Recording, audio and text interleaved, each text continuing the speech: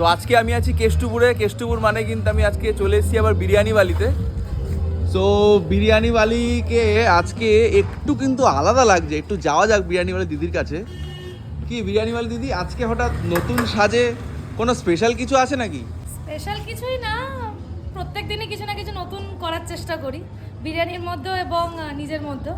তারা ভাবলাম যে নতুন বছর তারা নতুন লুক ক্রিয়েট করা যায়। বাহ, দারুণ দারুণ।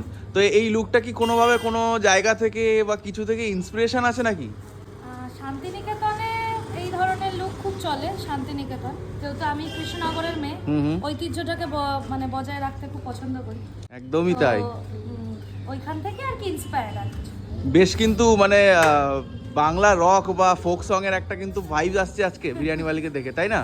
সরস্বতী পুজোতেও কি আমরা বিরিয়ানি বালিকে নতুন একটা লুকসে দেখতে পারবো? হতে পারে, অবশ্যই। আচ্ছা আচ্ছা, তারই একটা ইন্সপিরেশন বা তারই একটা স্টার্ট আপ নাকি আজকে লুকস দিয়েই?